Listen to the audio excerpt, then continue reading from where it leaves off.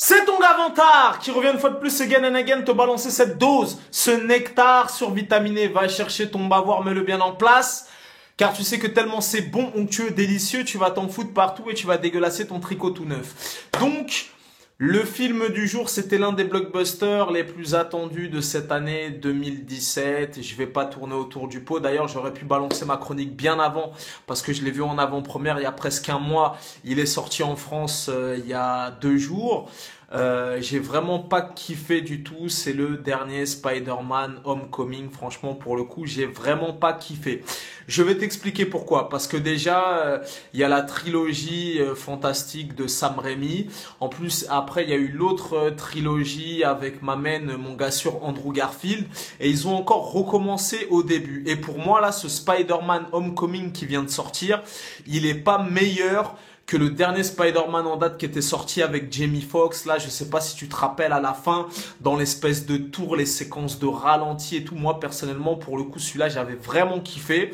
Donc, pour le coup, je me dis, ils recommencent la franchise. C'est un énième reboot. Ils vont mettre les bouchées doubles et compagnie. À l'arrivée, il n'en est rien. Je vais t'expliquer pourquoi j'ai pas kiffé. Moi, t'as vu, bon après, ça n'engage que moi et c'est mon avis perso.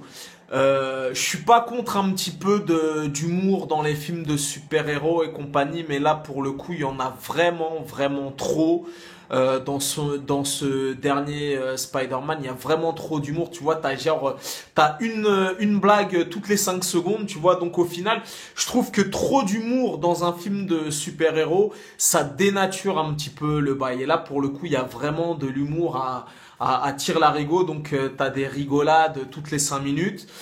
L'acteur manque cruellement de charisme, là, ce petit acteur de 21 piges là qui sont partis chercher au fin fond de l'Angleterre. Il est pas spécialement convaincant, il m'a pas spécialement emballé. Le scénario, il est expédié à la va-vite, ça veut dire même l'histoire du film en elle-même, ils survolent un peu le truc, ils reviennent pas à la genèse, tout ça, pourquoi il est devenu Spider-Man, nanani nanana. Donc moi, ça m'a un peu gavé.